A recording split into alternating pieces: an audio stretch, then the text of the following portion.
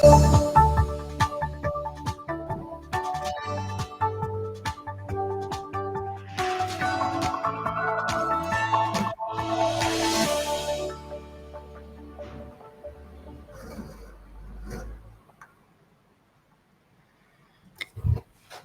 afternoon, everyone. I hope you can hear me. Yes, I suppose.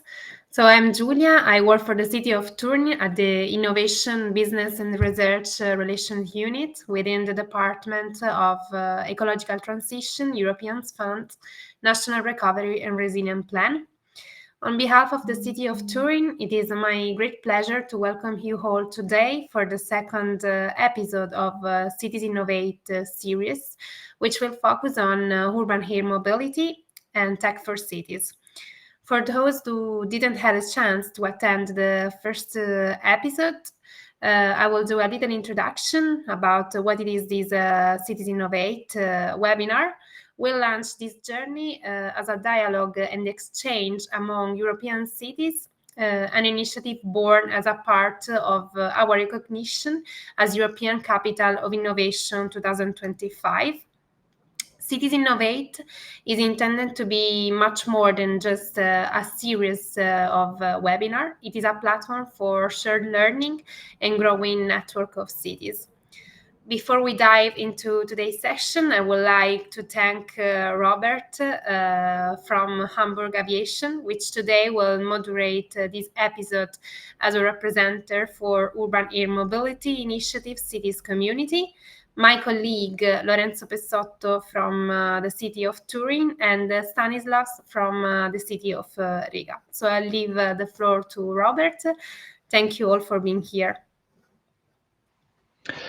Thank you, Julia, and thank you for giving me the opportunity to moderate the second episode of your series. The main title, or let's say the topic that we would like to discuss today, is the focus on urban air mobility, Turin meets Riga. So we will deep dive into an exchange in between the cities of Riga and Turin, and I will try to give some insights into the opportunities and what is going on here in Hamburg. Why am I moderating today? Because since 1.5 months, I'm the coordinator of the Urban Air Mobility Initiative Cities and Communities, so UIC2 with double Cs, which is part of the European Union Smart Cities Marketplace. So briefly, UIC2 is a network of cities and regions which work together trying to integrate urban air mobility into urban and regional transport systems with a focus both on eVTOLs, but also on UAS, so smaller drones and drones as a service. The whole approach is very citizen-centric, so we try to give the needs and what citizens want, basically, the biggest focus within our activities. Further, our activities have to be sustainable and safe, of course. A little bit about the history of UIC2. It has been established in October 2017. And we as Hamburg have been one of the founding members. That's also why we have had since some time now the pleasure to coordinate the network. And we have been, since the inception of UIC2, in very close contact both with DG Move, so the European Commission, but also with other European stakeholders such as EASA and Eurocontrol in order to give insights from cities and what the cities want and would like to implement in the field of urban air mobility. Currently, we are more than 40 cities within the network, and the community continues to grow. So it brings together several municipalities, but also some regional entities all across Europe. And we try to share knowledge, best practices, and strategies that we already that we will use to implement UAM into our urban environment.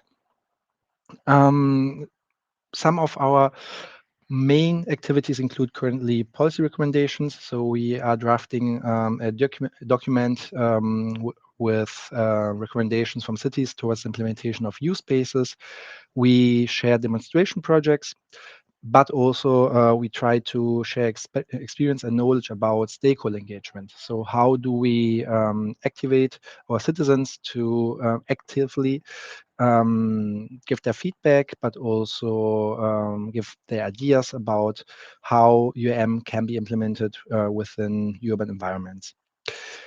That's a little bit about my background and my position, and I'm very happy to moderate today two great speakers that have already been mentioned by Julia. So the first one is Lorenzo Pessotto from the City of Turin, and the second one is Stanislavs Seiko from the City of Riga. And I would like to ask both of them to join me here on the stage so that they can introduce themselves.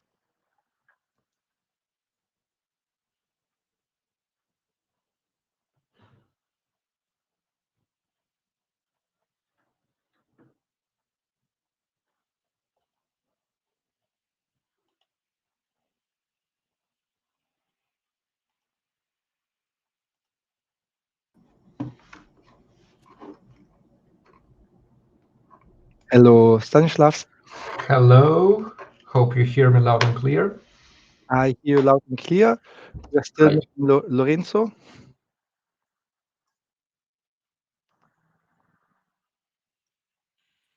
And And there he is. here I am. Hello, great to have you here on board. And We great, are both from library with Lorenzo, it seems. yeah, because Exactly.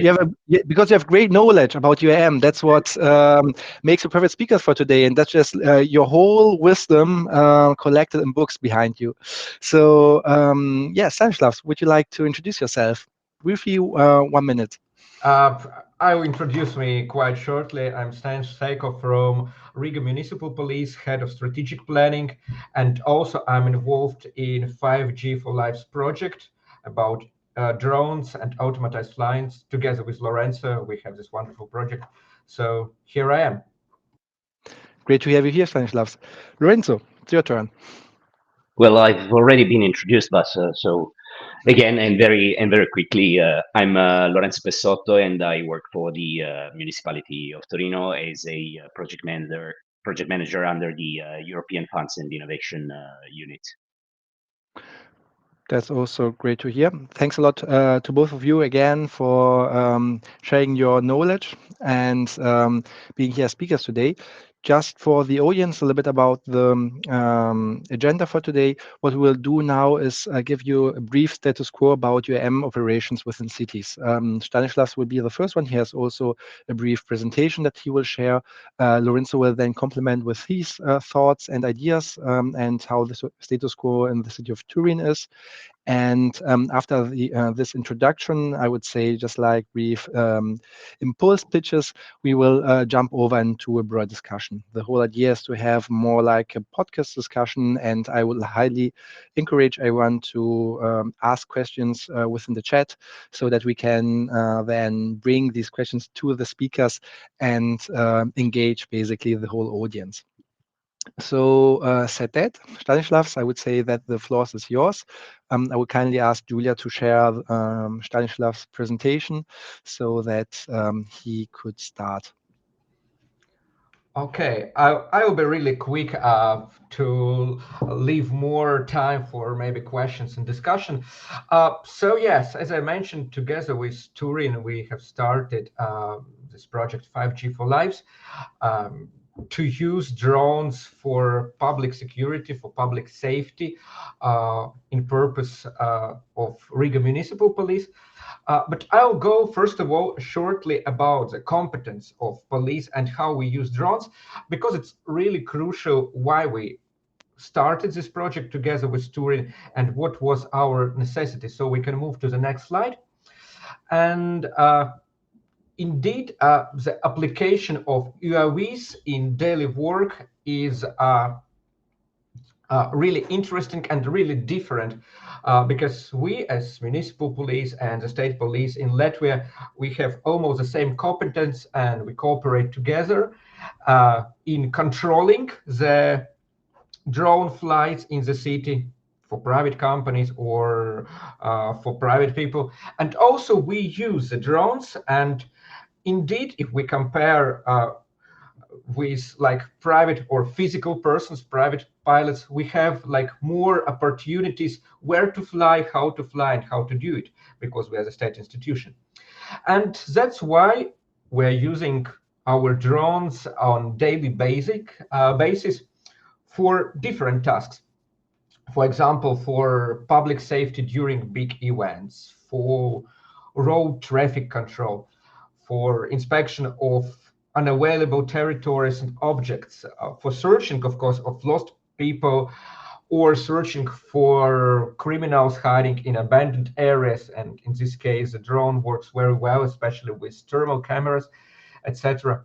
Also, we have this natural resource protection zones like coastlines or different forests, where we're using drones to catch the poachers, or, for example, to watch what animals are doing. For example, this like black and white or gray or white screenshot picture on the screenshot, it is a bear coming to Riga, and we use a drone to look what the bear is doing and where he is going, because it's a question also about like public safety.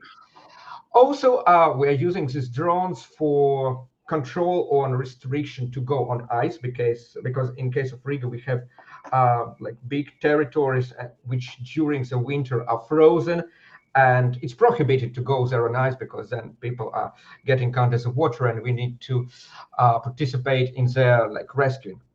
And here, when we started to use the drones like 5 years ago for our like rescue missions or patrol missions, because it's also our, as a police, responsibility to work as, you know, Baywatch patrol on all official Baywatches, to go also with underwater rescue operations, to control poachers, to control the ice. We figured out that we face one problem. Drones work really good, really wonderful, but the problem is the lack of personal resources. So it means that the qualified police officer who is also rescuer or diver, who is a boat driver, need to pilot the drone simultaneously. And it's impossible to like jump into the water trying to get the sinking person and to provide the first medical aid, and also to coordinate all operations using the drone. The second option or topic, what we have figured out, it is that the radio frequency of the drone when it's piloted from the shoreline is not like very long. So there are restrictions in this radio or Wi-Fi frequency. Indeed, we can move to the next slide. And also, when it's like hot summer time, or when it's night, when we control the poachers, or when it's winter and we have like big territories we need to patrol, it takes a lot of time, a lot of personal resource, a lot of fuels for the boats as well. And it's also dangerous for police officers to go on the ice, for example, to check if anybody is like staying on the ice somewhere 2 kilometers away from the rescue station. So we decided, and we started to think how we can use these drones, but better. And we found out that to improve this effectiveness of life-saving operations, to enhance this protection service, we need to use, first of all, 5G networks, because it then we solve the problem with a short frequency of the distance from the pilot and the drone.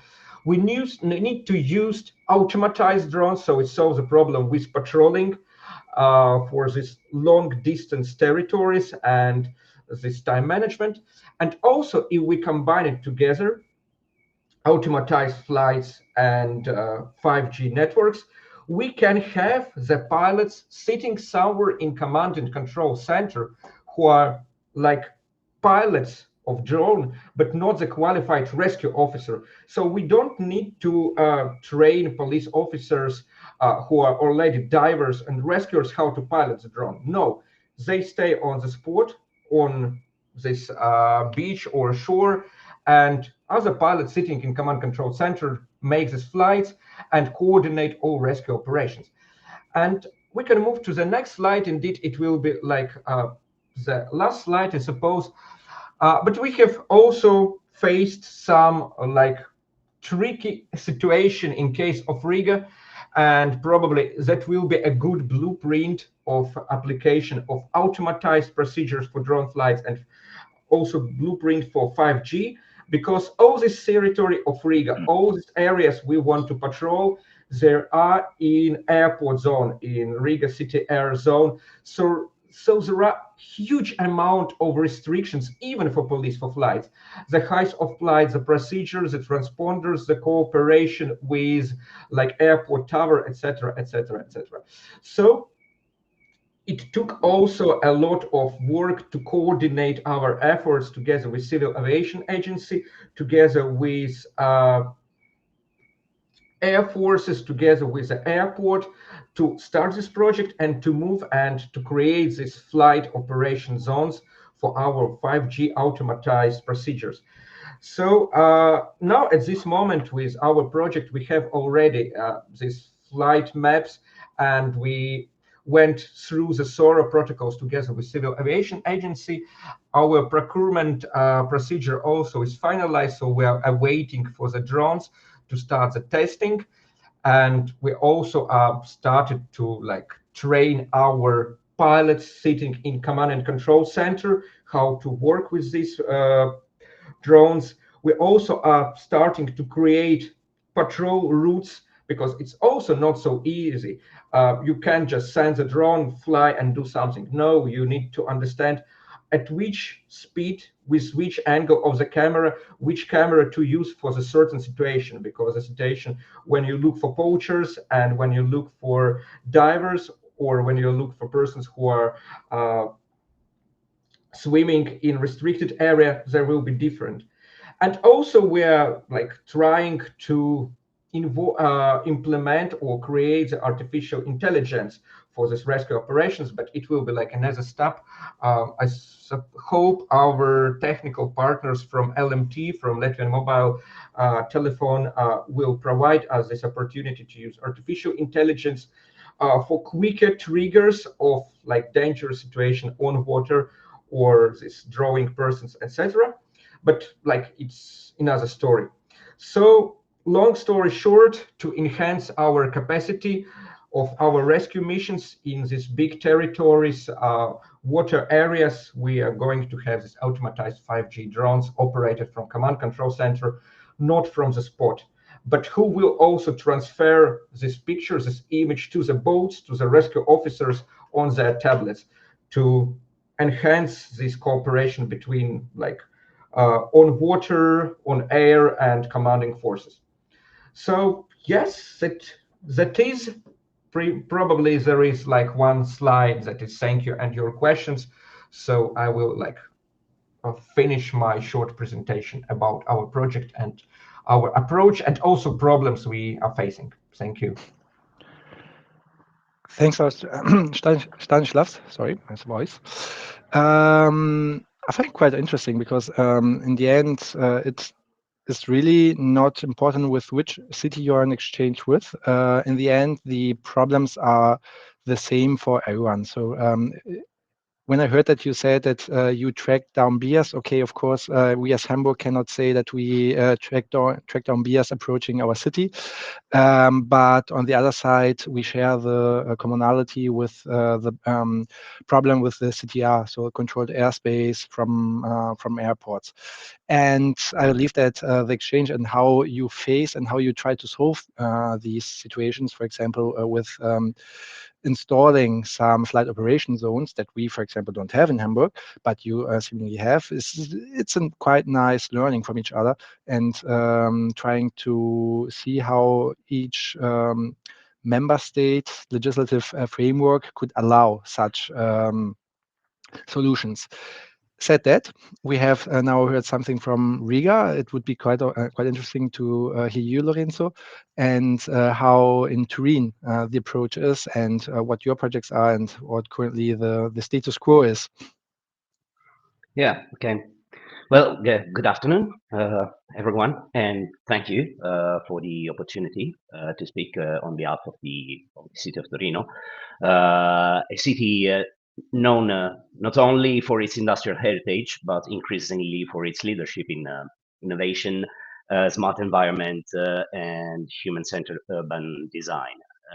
Today's central question: how cities can integrate drones, eVTOLs, and air transport innovation while ensuring accessibility and sustainability is not just theoretical. For Torino, it is already part of our present and the blueprint of our near future, I would say.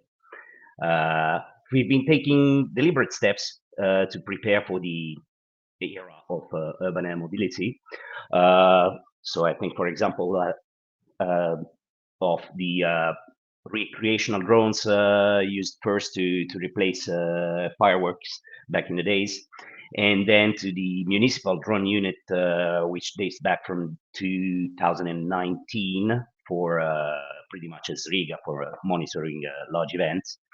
And as of today, we pursue innovation through collaboration. And as already said, and as a matter of fact, Torino is proud to be a partner together with Riga in the 5G for Life project, where we are testing 5G enabled connected mobility solution, including those that can support low latency communications, which are critical for urban air emergency prevention and rescue operations. These trials are laying the foundation for future drone traffic management and vehicle to infrastructure communication system, all of which will be essential for UAM. We are also having fruitful discussions with the indoor project using drones for organ transportation, which is a perfect example of how drones can be life-saving and purpose-driven. This use case is particularly powerful because fast, secure organ delivery across hospitals can not only reduce time to transplant, but also demonstrate to the public how air mobility can serve real and meaningful needs. Still, as exciting as those technologies are, uh, well, we must never lose sight of the core values guiding their deployment, which should be accessibility. So urban air mobility should not become an allied service. Instead, we should explore how to integrate this innovation with our existing public and mobility systems, ensuring that everyone, not just a privileged few, can benefit. And sustainability. Uh, I mean, air mobility must reduce the emissions and not shift them. This is why electrical vertical takeoff and landing aircraft and a support infrastructure powered by renewable energy should be prioritized.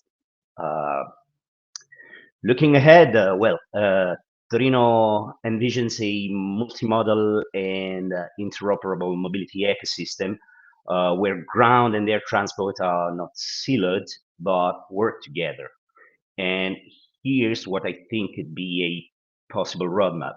Uh, so, First, to establish urban drone test corridors connecting, for example, hospitals or key logistic nodes under real operating conditions.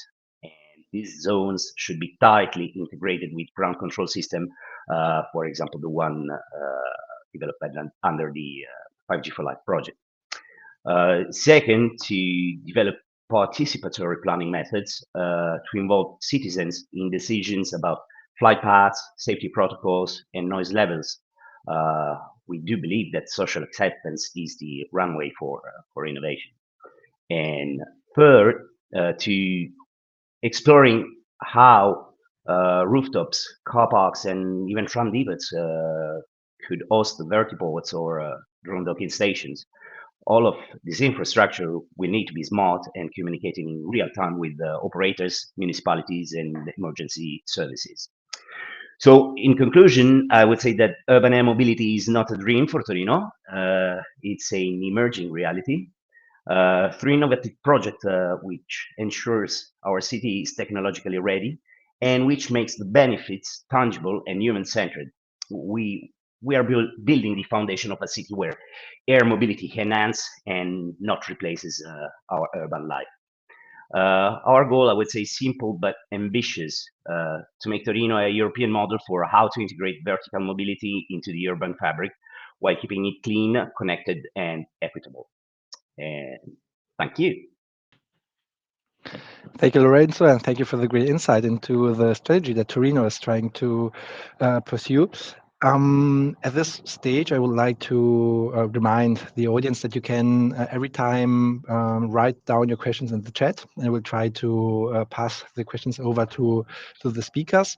In the meantime, I just would like to deep dive a little bit into your approach, Lorenzo, in Turin. So say that you have a pretty heavy focus, I would say, on this intermodal mode of transport. So basically in trying to merge several ways of transport and integrating this new way, which is eVTOLs within an already existing system based upon railways, and bus lines and so on. Do you have already some use cases that you can showcase, or do you have already something tangible which is implemented in Turin?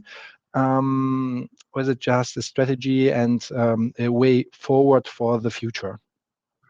It's a way forward for the future right now. I think it is critical to start thinking about it and to think on how to integrate that in the urban fabric. But we don't have it. We don't have tangible results right now. But I think that the mobility planning in the future should take into account both ground transports and air transports.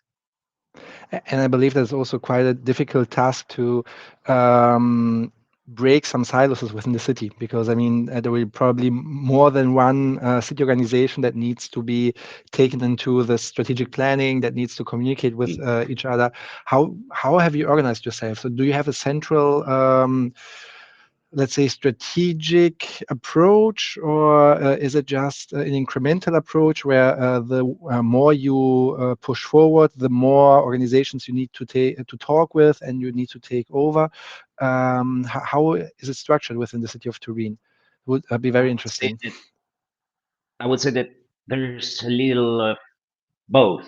I mean, of course, strategically, there's the central policy, which is, of course, developed by the municipality, and which goal is to look forward. And then there's also a bit of incremental approaches. So we are multiplying the networks in which we take part, the tables and round tables to which we participate and share thoughts, ideas. We are multiplying the projects and possible new projects in order to foster the innovation. So I would say a little bit of both. Okay, thanks. That's pretty interesting. I would jump to Stanislavs, because from what I understood, your approach is much more in line with what we are doing also in Hamburg. So as you can see, my background, we have got some smaller drones. So the focus is more on drones as a service. We focus more on the, I would say, industrial part. So main focus would be infrastructure monitoring, and also police operations, so state operations. You said that, of course, it's also your position. So your focus is mainly with the police operations. But how about civil or state-owned drones that are not part of the police? So you talked about a flight operations zone that you have identified or that you have set up for your police operations within the CTR. How is the approach with non-police drones? How far have you gone? Have you been able to integrate them somehow in your city landscape right now? Or which is your, let's say, strategic plan for the near future, maybe also in comparison to what Lorenzo said on eVTOLs? So it's very hard and painful question, to be honest, because in case of Latvia, if we look on like different law and regulation, so this state drone, there is like a category called state drones that can do little bit more than other private drones can do. But this category of state drones is like military drones, police drones, or other state institutions. But at this moment, it's like more will be border guard or prison safety, etc. So no other like private state companies from the civil sector at this moment. And it wasn't even easy for us to start this project, to go with these flights behind the light of vision with automatized drones. So why? Because according to the local legislation, you as a state institution or as a private person can operate the drone in the side of view, or you need to have another pilot who, like supporter, who sees the drone from another angle. So no automatized procedures and like no BVLOS flights indeed. So we were the first who wanted to start this, and we went to Civil Aviation Agency, the institution who regulates this kind of flights, provides acceptance or prohibits everything. So, and at first moment, the reaction was no, because airport, a lot of restrictions from the big airports, and we have the small airport as well. We have some military objects with their restrictions. And so the answer was like, no. And then our argument or our thesis in this dialogue was, we as a police also have the sensors to control all the drone flights, like prohibition of altitude, licenses, and et cetera, et cetera, et cetera. And so we just put on the table the statistics, how what amount of like illegal or prohibited flights are in the territory of the airport and the city. So it's like, and we said, you see, it's about 1,000 flights you even don't know and you don't control, because they're like prohibited or hidden or with rule violation. And we as a state institution want to start this procedure like legally in cooperation with you to create the blueprint for other institutions. So maybe let's do it together, like according to legislative acts, regulars, etc., to show to another who will want to do it how to do it. And so it was our like thesis, and they said, okay, yes, indeed, there are too many like illegal flights, and maybe let's do something legally. So I hope there are some like talks and dialogues of other institutions who like started to think maybe to use these drones with BVLOS or automatization for like their purposes. Also, there are some talks in municipality about use space, but probably a lot of will depend on how successful we will be with our project. If we manage everything like safely, then it will be like a good start for this type of procedures, because you know there are thousands of like car incidents on the road, but everybody gets used to it and nobody says, oh, let's prohibit the cars. And if anything will happen with a drone and it will be like serious, then everybody will say, oh, you see how dangerous these drones are, let's prohibit them. So we hope to make it like safely and to show that there are possibility, okay, first of all, for state institutions to fly in the city air zones of airports, in the urban setting, with BVLOS flight, with automatized flights. And then I hope these next small steps will like involve other institutions in this topic. I find your approach quite interesting because it's, again, quite similar to how Hamburg is proceeding. So, as you said, the police, or in German we say, or let's say translated from German, the state organizations with security operations have some more liberties with what they can do. On the other side, we have also a lot of stakeholders that are, for example, state-owned. For just one example is the state organization for bridges, roads, and waterways. So Hamburg has more bridges than Venice, for our colleagues from Turin, for example, and all these bridges needs to be controlled and inspected. So we have a state-owned organization that does only that and uses a lot of drones, but it's not the police. So they are something in between. And it's more like a gray zone, what they can do, what they cannot do, because it's not that they have these blue light operations and they need to have not a rescue mission, but on the other side they have a little bit more of priority in comparison to let's say a commercial drone.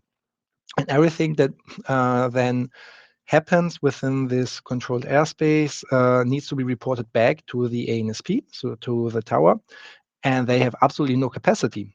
And neither the technological capacity nor the procedural capacity to process all the information that's arrive from all the actors. So what we need to do is probably sort of a mix of approach in between what Turin is planning with the flight corridors. So something like Barry, or what you have already established with your flight operation zone, which is probably similar to a U-space, but maybe a little less complicated how the 664 is foreseeing it.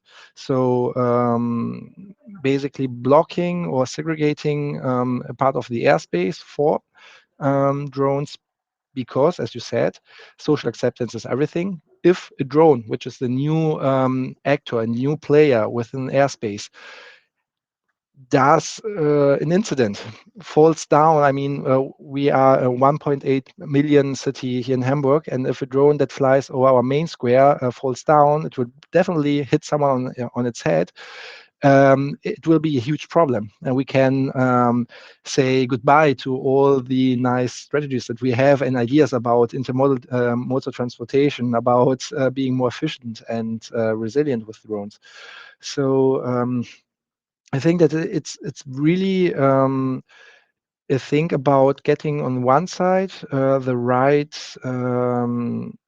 solution for legal framework, which is a regulatory framework, which is not open or has not thought about drones yet, up to a very deep dive manner. So I think about all the possibilities that could happen and finding the best suitable solution for each individual city. Because I mean, I don't know, Lorenzo, you might correct me now.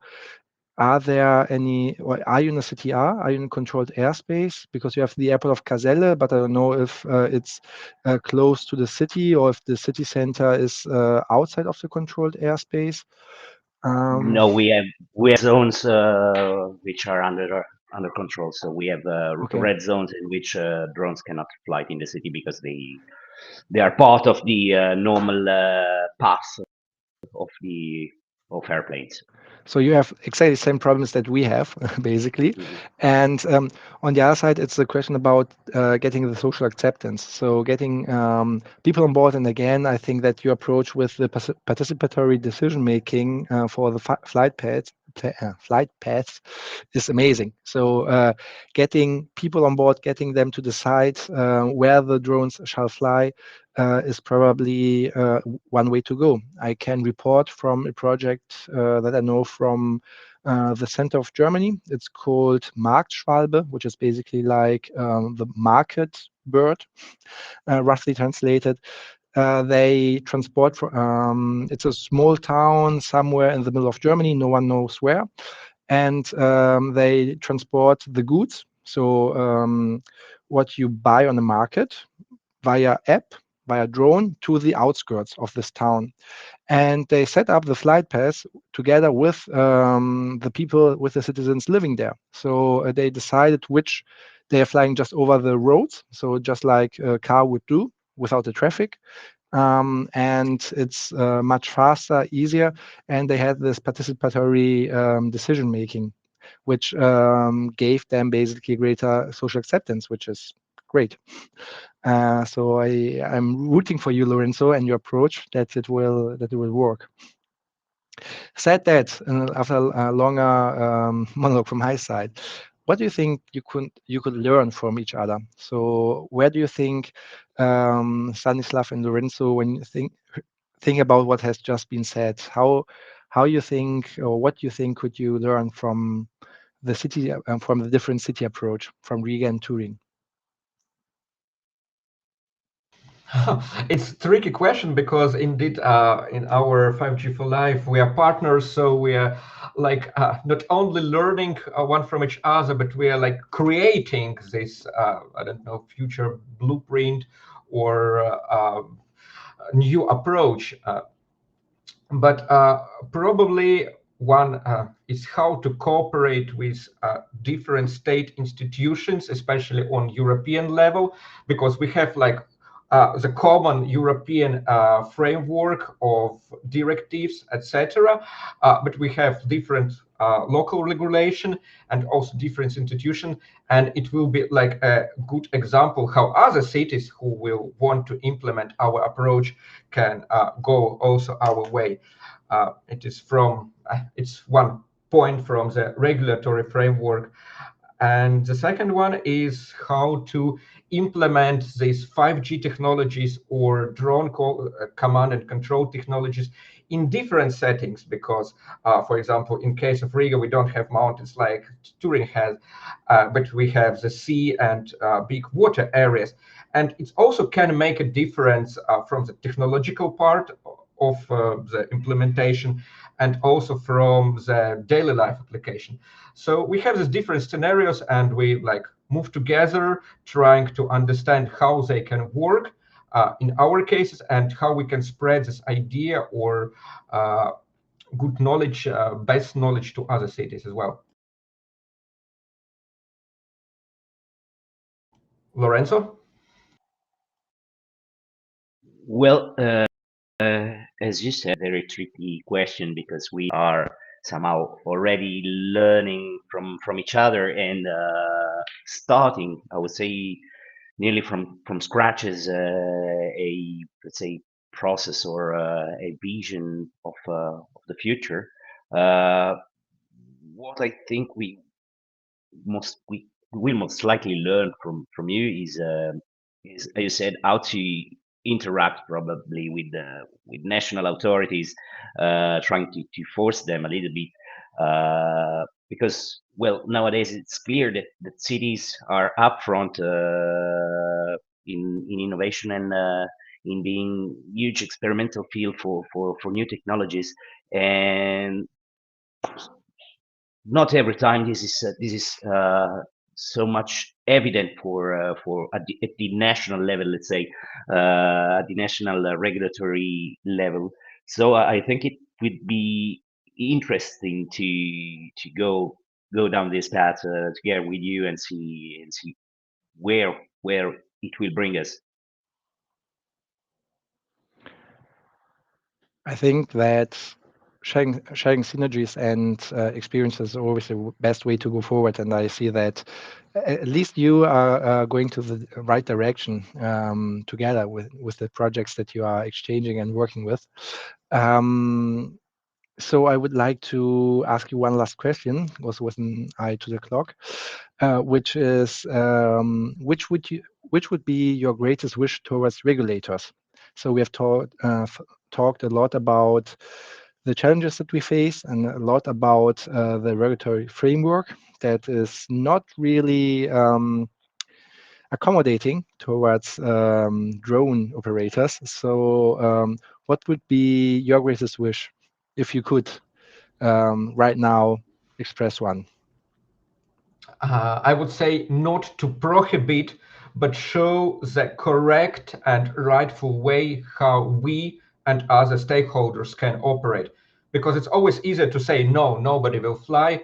But indeed, the future will be with the drones. Do we want it or we don't? So they will be, and if from the regulatory framework there will be a certain route how to do it safely and legally, that will be. It is my wish.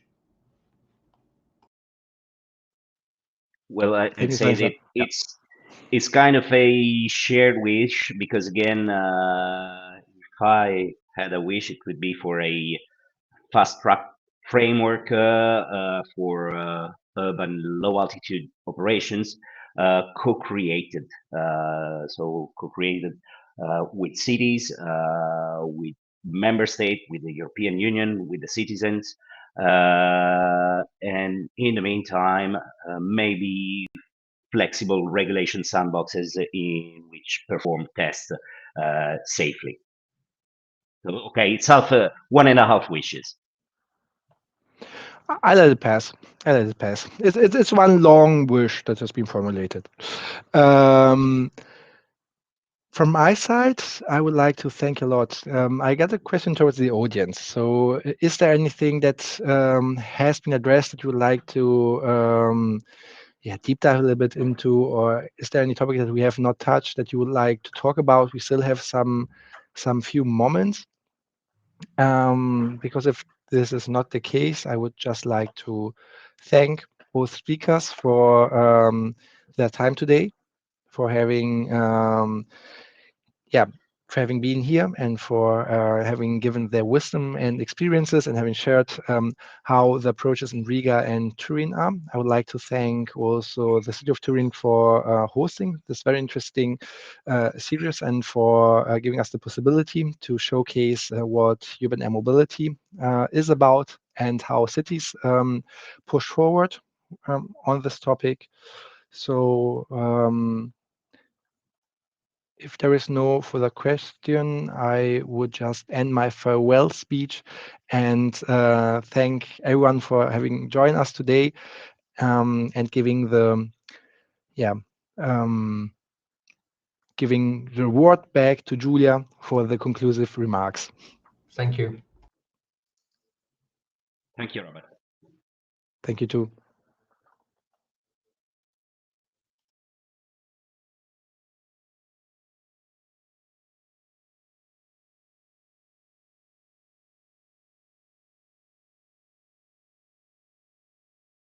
Thank you, Robert. Thank you, Lorenzo and Stanislav. It was a really interesting and really thank you again for being here and talk about this important topic in urban innovation. Thank you so much. Thank you to Julia for having hosted us today. I think that if there are no questions from the participant, we can leave. By the way, we will publish, of course, the webinar of today on our main Torino City Lab page, and also it will be available on YouTube. So as soon as it is available, I will share with you so that you can also reshare internally or with your networks. Thank you so much. Thank you, Julia. Thank you too. Bye. Bye-bye. Bye-bye. Bye.